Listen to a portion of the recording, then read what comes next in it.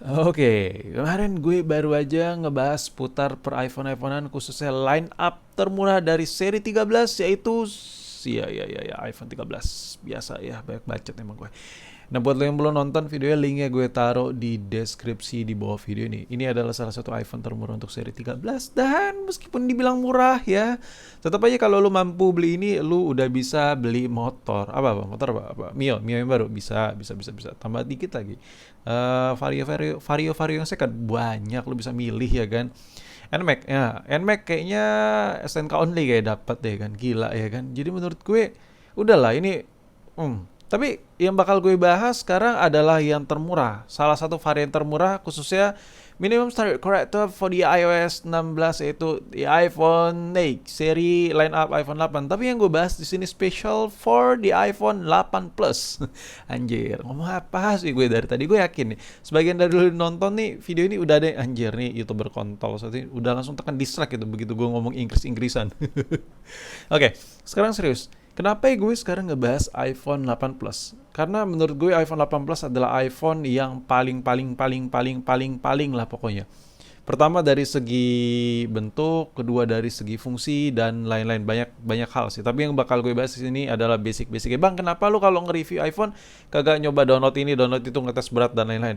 Oke, yang gue bahas itu adalah remind saja, mengupas ulang saja yang dimana sebenarnya lu di bawah alam sadar anjir bahasa ya udah tahu bahwa ini iPhone begini ya kan, jadi lu bisa lihat review lain lah. Nah, yang bakal gue kasih tahu di pertama kali adalah experience ya. Ketika lu beli iPhone yang terbaru saat ini ya, lu bakal dapat kotak yang kecil-kecil, nggak ngotak kayak gini, kecil banget, kecil-kecil slim gitu ya kan. Bentar lagi dikasih kertas kresek doang kalau lu beli iPhone kayaknya ya kan, iPhone 2000 di tahun 2030 kali. Makanya lu coblos gue biar gue jadi CEO Apple ya kan, nanti free video bokep di iPhone bawahnya. Nah, kalau yang kotak baru kecil itu lu nggak dapat charger. Sedangkan kalau lu beli iPhone 8 Plus lu masih dapat aksesoris ya, lu masih dapat kabel, of course yang terbaru juga dapat kabel. Lu dapat headset ya, of course yang terbaru tidak dapat, ini dapat. Nah, tapi ada satu hal yang gue kesal di sini. Iya sih masih dapat full package ya, tapi adaptornya masih 5 watt. Jadi ibaratnya gini, kalau lo beli iPhone 8 ya itu that's way better ya kan. Equipment itu jauh lebih lengkap ketimbang iPhone generasi terbaru, tapi yang dikasih itu kayak standar banget ya, standar standarnya. Otomatis lo harus kedua wajib harus modal lagi, berhubung kan iPhone 8 itu sudah support fast charging. Jadi kalau lo nggak memanfaatkan momentum fast charging itu lo bakal ya berasa hidup di zaman batu lah ya. Secara HP udah support buat ngecas yang kenceng tapi lu nggak manfaatin. Jadi korelasinya gini, kalau baterai lu cepat habis masih bisa diatasin dengan ngecas yang cukup cepat. Jadi nggak terlalu nyiksa-nyiksa amat gitu. Nah intinya gini, kalau dari segi experience ketika lu beli iPhone line up iPhone 8 khusus yang gue bahas adalah 8 Plus, lu masih dapat full equipment. Itu yang gue suka, ini adalah poin plus menurut gue. Makanya ini salah satu terworth it ya. Jadi lu nggak perlu modal banyak sih. Hanya saja lu perlu modal untuk fast chargingnya. Terus dari segi apa ya, dari segi experience gue megang hands on ya, jadi menurut gue ya ini anjir, ini gue kayak ter flashback dengan video-video gue belakangan ini ya kan. Gue sebelumnya kayak megang iPhone XS, apa XS lagi, iPhone 11 Pro Max ya. Ini kayak mirip-mirip men. Jadi gini, kalau dikomparasi kedua handphone ini ukurannya sebenarnya mirip banget, tinggi lebarnya gitu ya kan. Panjang enggak sih, kalau panjangan punya gue panjang, kuat tahan lama ya kan. Pokoknya gini, kalau lu pegang iPhone 8 Plus itu setara mirip-mirip bener-bener kayak gue lagi, kayak lu lagi megang iPhone XS, iPhone 11 Pro Max XS lagi.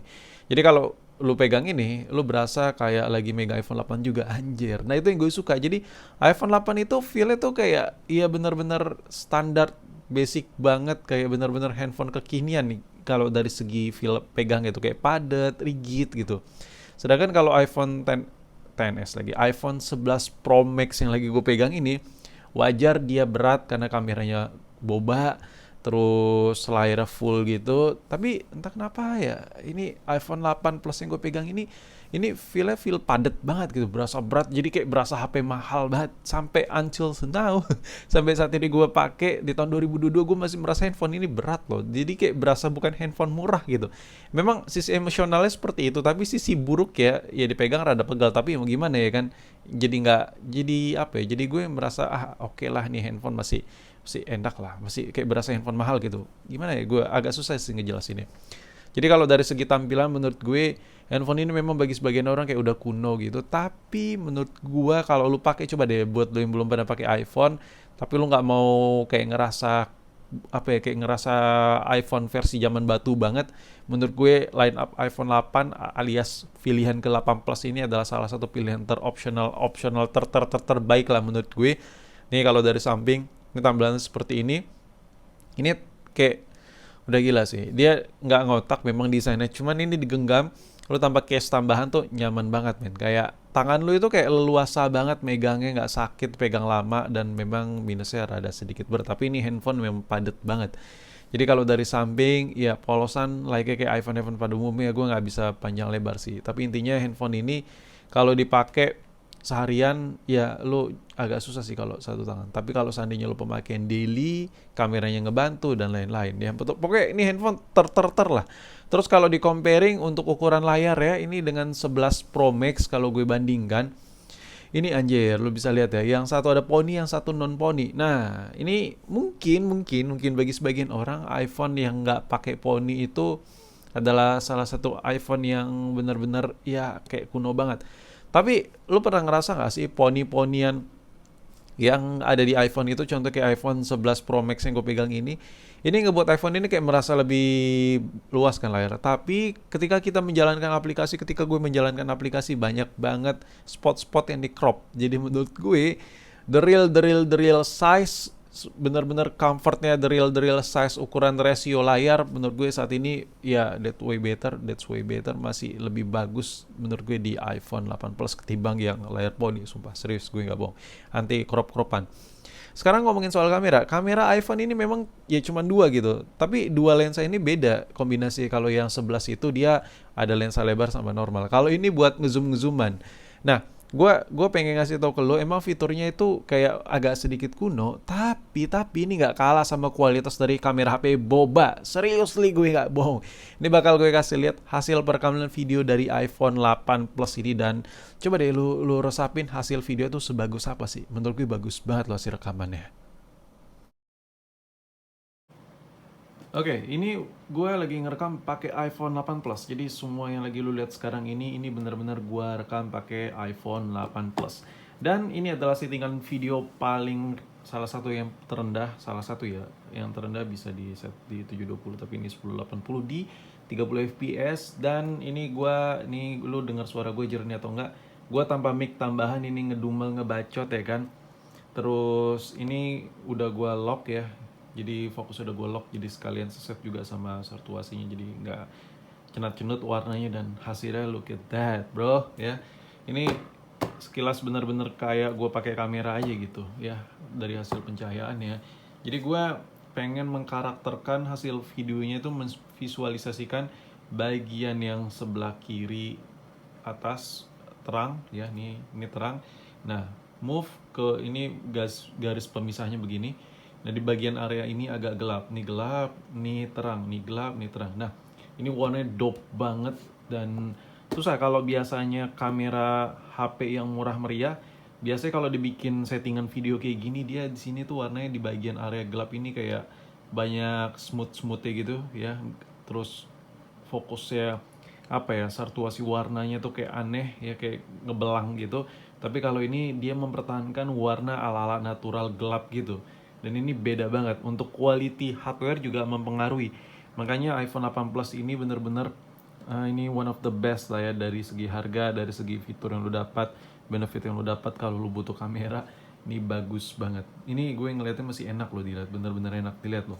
Terus ini kita coba zoom-zoomin, ini kan ada optical zoom-nya tuh. Optical zoom-nya juga sedap sekali ya. Memang dia belum ada lensa lebar, tapi nggak semua orang butuh lensa lebar ya kan. Kadang lu kayak butuh kamera ya udah yang flat aja, yang natural aja, videonya nggak kayak cembung-cembung lensa lebar gitu. Ini salah satu iPhone terbaik sih menurut gue.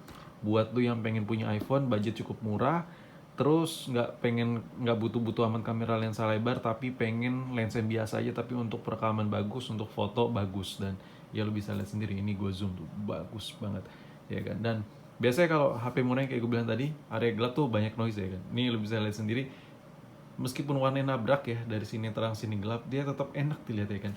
Dope banget warnanya, kayak kamera-kamera mahal gimana gitu. Dan yaudah, sampai di sini video pengetesan menggunakan iPhone 8 Plus-nya.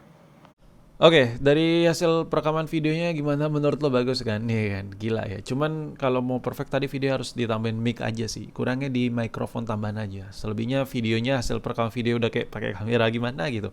Nah sekarang gue pengen kasih lihat ke lo masalah perbaterai-bateraian. Gue pengen sedikit apa yang ngebacot kedua mengenai baterai yang ada di 8 Plus ini. Memang ini adalah varian Plus otomatis yang sekarang udah tergantikan dengan varian Max.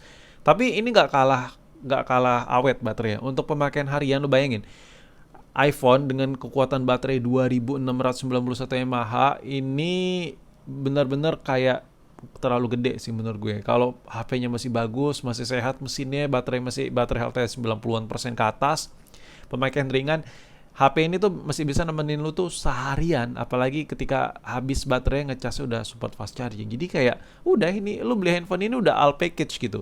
Ketimbang lu beli, kalau seandainya lu sekarang lagi ada kepikiran, keinginan untuk beli iPhone 7 atau 7 Plus, menurut gue tabung dikit lagi lu ngembat iPhone 8 Plus ini. Karena dengan lu beli iPhone 8 Plus ini udah support fast charging, kameranya gila-gilaan, masih bisa iOS terbaru buat update-updatean OS banyak, buat updatean aplikasi terbaru nanti masih bisa di-download di iPhone ini. Jadi ini benar-benar worth it. Lo tinggal nambah dikit lagi dari lineup 7 ke generasi 8 ini, menurut gue the best sih. Dan buat yang pengen 8 Plus ini, linknya gue taruh ada di deskripsi, jadi lu bisa beli.